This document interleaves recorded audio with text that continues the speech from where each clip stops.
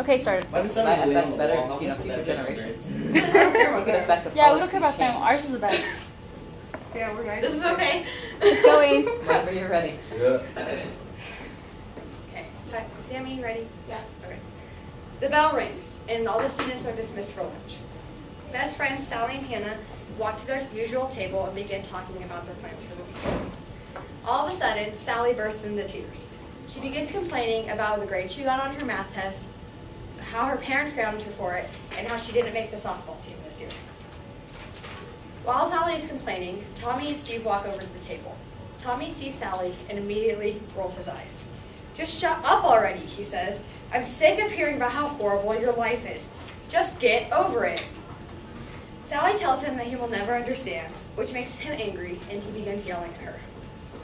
Meanwhile, Steve asks Hannah how her day's been going. She tells him all about the boy in her English class who asked her to prom. "What the heck?" he says. "I thought you weren't going to prom. What about having a crush on Tommy?" Immediately, Tommy turns his attention to the two of them. Hannah gets embarrassed and leaves the table, and Steve follows. He constantly is asking her what is wrong. Finally, she says, "Nothing, I'm fine," and walks away, leaving Steve alone and confused. Now, how often do you see incidents like this one happen? Most of us probably see them every day.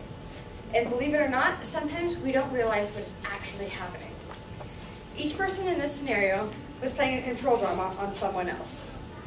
According to James Redfield, author of the Celestine Prophecy, control dramas are our way of controlling people and situations in order to get energy coming our way. There are 4 control dramas: Intimidator, Poor Me, Interrogator, and Aloof. And everyone uses at least one on a daily basis to get attention, or as Redfield puts it, energy, coming to us. Now, keep this previous scenario in mind as I tell you a little bit about each control drama. What comes to mind when you think of someone intimidating? A cop? A coach? A drill sergeant, perhaps? All of these are prime examples of an intimidator because they often use fear in order to get attention.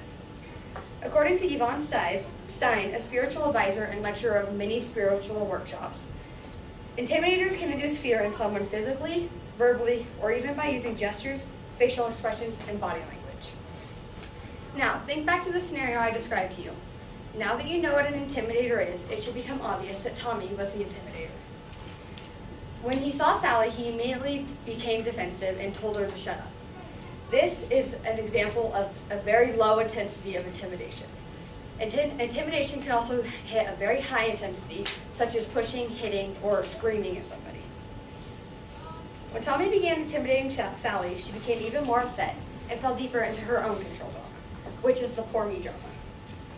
People who use this drama are constantly complaining about their life. They complain about things they have already done, things they have to do but don't want to do, and things that they want to do but can't do. Being around people like this usually results in you feeling guilty, which causes you to try to give them more help. Oftentimes, you will tend to give them advice or try to give them comfort. When Tommy told Sally to be quiet, he gave her his attention, and this began a sort of fight for the other person's attention. And while this was happening, another struggle was going on at the same table between Steve and Hannah. The third control drama is called the Interrogator. According to James Redfield, interrogators set up a drama of asking questions, probing into another person's world with a specific purpose of finding something wrong. Interrogators will often use information they receive to get a negative response, such as embarrassment. In the previous scenario, Steve was the interrogator. He knew Hannah had a crush on Tommy, and at just the right moment, he brought it up, getting attention from not only Hannah, but also from Tommy. And when Hannah became embarrassed, she immediately closed herself off and refused to answer any of his questions. When Hannah did this, she displayed the fourth and final control drama, which is the aloof. These people don't like to answer questions or talk about their personal lives, especially in front of bigger groups of people. They are often thought of as secretive or withdrawn, and often freeze up when faced with the question. This is exactly what Hannah did with Steve. When she became embarrassed, she froze up and she left the table. And when Steve asked her what was wrong, she didn't talk to him. And when she finally did say something, she told him that she was fine and walked away. When she walked away, she left him still giving her attention because he was confused and still thinking about what happened.